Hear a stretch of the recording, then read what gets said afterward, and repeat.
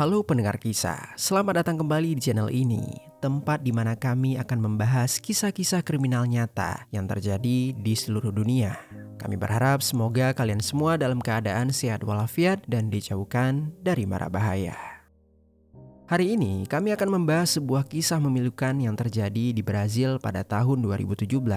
Kisahnya bermula saat seorang ibu membuat laporan kepada pihak kepolisian kalau dia telah kehilangan putri kandungnya.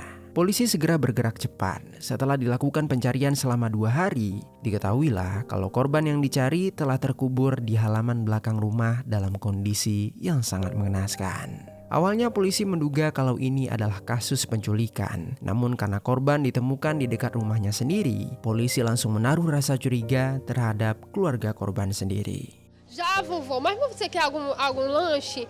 Quero. A avó dela ia na padaria. Bagaimana cerita selengkapnya tentang kasus yang satu ini? Jadi beginilah kisah di baliknya.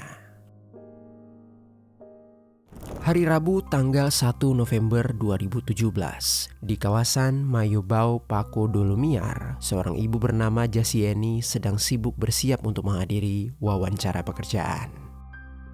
Sekitar pukul 9 pagi, dia meninggalkan putrinya yang bernama Alana seorang diri di rumah mereka. Sebelum berangkat pergi, Jasieni terlebih dahulu mengantarkan adik Alana ke rumah sang nenek. Hari itu berlalu seperti biasanya. Alana memilih menunggu ibunya di rumah. Jasieni merasa tenang meninggalkan putrinya seorang diri karena rumah tersebut sudah dilengkapi teralis besi di bagian depan dan belakang.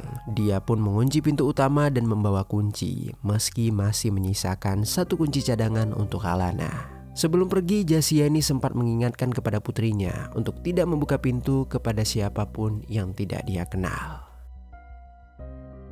Waktu terus berjalan dan ternyata wawancara pekerjaan itu berlangsung lebih lama dari perkiraan Jasieni. Akhirnya Jasieni baru sampai di rumah ketika jam sudah menunjukkan pukul 3 sore. Namun sesampainya Jasieni di rumah, ketika dia membuka pintu rumah, Jasieni sama sekali tak mendengar suara Alana putrinya.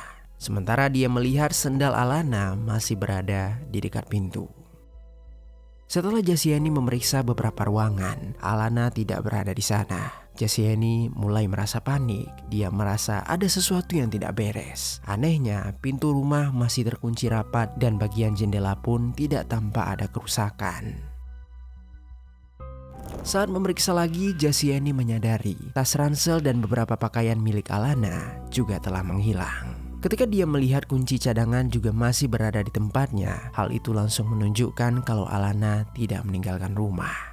Dengan rasa cemas, Jasieni segera menghubungi keluarga dan orang-orang terdekat untuk mencari informasi mengenai keberadaan Alana. Tidak lama kemudian, Jasieni memeriksa area sekitar rumah. Dia menemukan tas ransel Alana di sebuah lahan kosong tak jauh dari rumahnya. Di dalamnya terdapat buku catatan dan juga pakaian milik Alana. Penemuan ini semakin membuat Jasieni panik. Tanpa menunggu lama, dia langsung membuat laporan kepada pihak kepolisian untuk melakukan pencarian terhadap Alana. Polisi yang menerima laporan segera melakukan patroli serta pencarian intensif. Mereka memfokuskan upaya mereka di wilayah Mayobau dan juga sekitarnya. Namun hari itu belum ada petunjuk yang berhasil ditemukan. Hingga akhirnya foto Alana disebar luas kepada publik dengan harapan ada yang melihat keberadaannya. Kasus ini pun langsung menarik perhatian media lokal hingga nasional. Bahkan Alana sempat menjadi trending topik di aplikasi Twitter Brazil.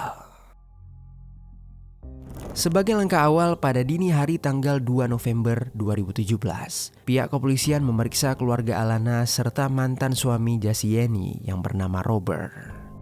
Meski begitu, polisi tidak menemukan petunjuk baru dari keduanya. Alhasil, Robert dan keluarga Alana tetap ikut membantu pencarian, berharap bisa segera menemukan keberadaan Alana.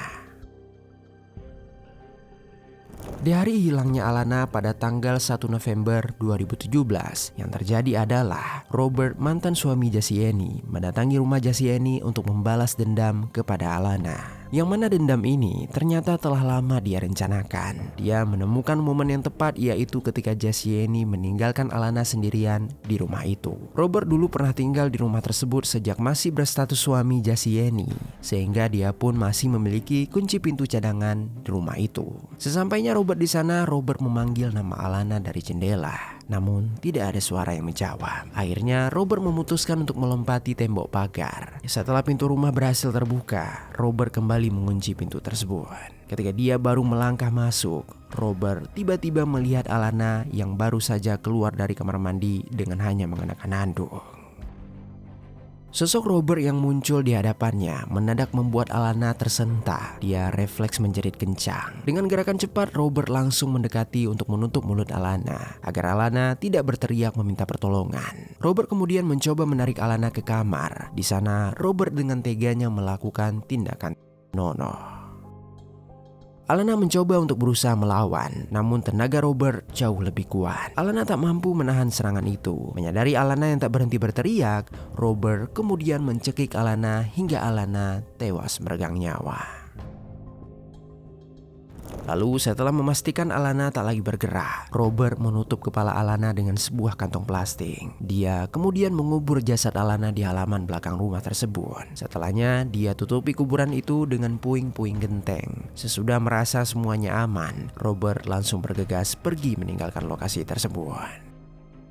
Akhirnya tanpa disadari oleh siapapun, sosok yang menjadi pelaku di balik hilangnya Alana turut mencari gadis tersebut. 2 hari setelah Alana tak pernah muncul, tepatnya pada tanggal 3 November 2017 sekitar pukul 9 pagi. Di saat itu, polisi sedang melakukan pencarian di sekitaran tempat tinggal korban. Beberapa polisi melihat sebuah tumpukan genteng yang tampak menutupi sesuatu yang mencurigakan. Ketika mereka mencoba membukanya, ternyata itu terlihat seperti kuburan dangkal. Dan setelah dicoba digali, akhirnya pencarian Alana pun menemui titik terang. Alana ternyata selama 2 hari ini telah terkubur di halaman belakang rumahnya sendiri dalam keadaan yang sangat mengenaskan. Semua orang terkhususnya keluarga Alana merasa sangat syok dengan penemuan ini. Mereka bertanya-tanya siapa pelaku yang tega melakukan tindakan keji tersebut. Untuk menjawab semua pertanyaan, pihak kepolisian segera membawa jasad Alana ke rumah sakit untuk dilakukan proses otopsi.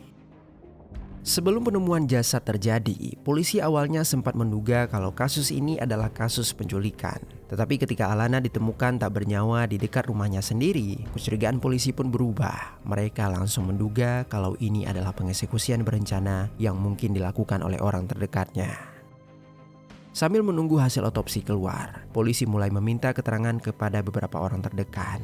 Jasieni sebagai ibu kandung mengatakan kalau dia di hari itu meninggalkan Alana seorang diri di rumah tersebut. Dia ketika itu sempat berkata kepada Alana untuk tidak membuka pintu kepada siapapun. Selain Jasieni, Robert yang ternyata adalah ayah tiri Alana juga menyampaikan alibinya kalau di hari hilangnya Alana dia sedang sibuk dengan pekerjaan. Meski keduanya telah memberikan keterangan, polisi tetap belum sepenuhnya percaya. Mereka segera memastikan melalui rekaman CCTV yang terdapat di beberapa titik di sekitaran TKP.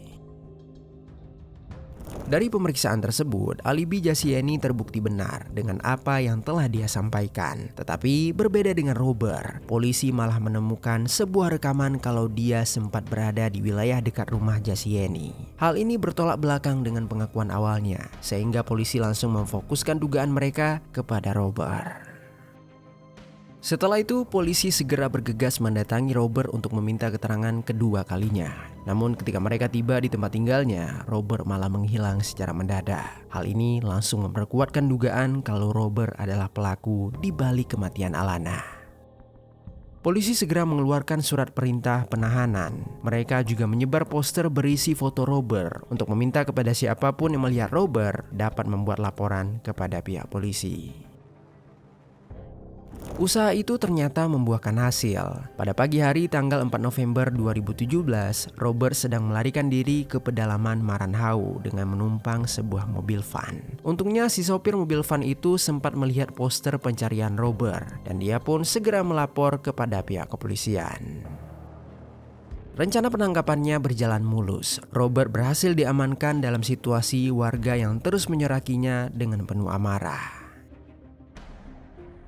Awalnya Robert bersikeras tidak bersalah, namun di hari yang sama tim forensik merilis hasil otopsi. Hasil itu menunjukkan kalau Alana meninggal dunia akibat kekurangan oksigen yang disebabkan oleh cekikan. Selain itu juga telah terjadi tindakan tidak senonoh, yang mana mereka menemukan DNA Robert di dalam tubuh korban.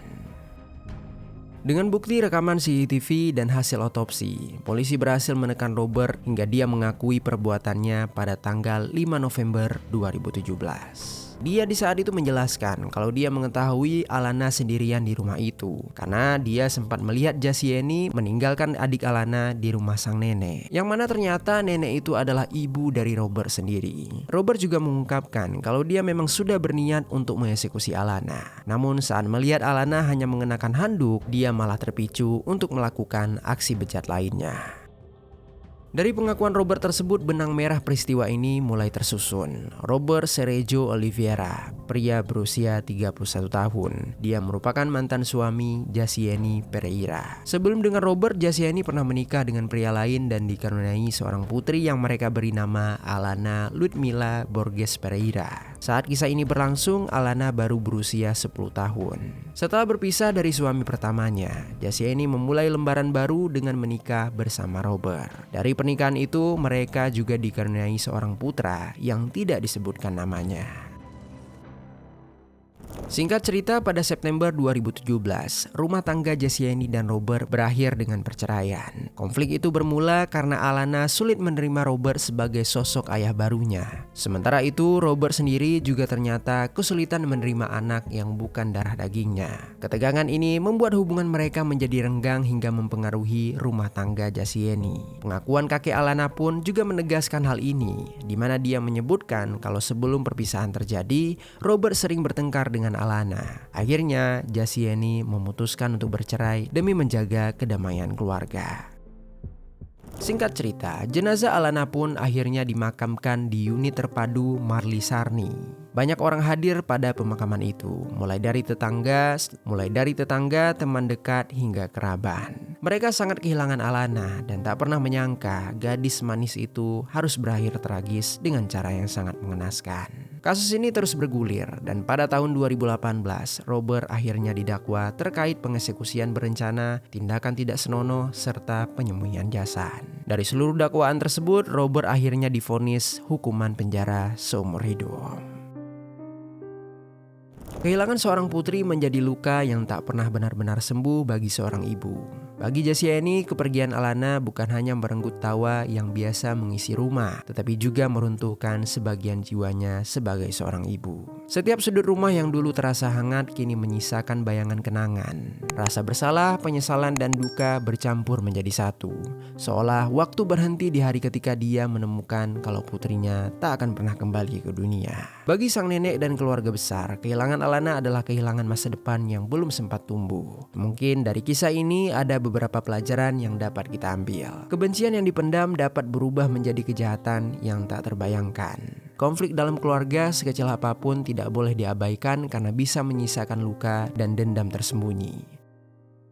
Tragedi ini juga mengingatkan kepada kita, anak-anak adalah amanah yang harus dijaga sepenuh hati. Dan selain itu, satu keputusan jahat dapat menghancurkan banyak kehidupan sekaligus. Semoga kisah ini menjadi pengingat agar tidak ada lagi kebencian yang dibiarkan tumbuh dalam diam, hingga akhirnya dapat merenggut nyawa yang tak bersalah. Sekian kisah hari ini, semoga ada pelajaran baik yang dapat kita ambil.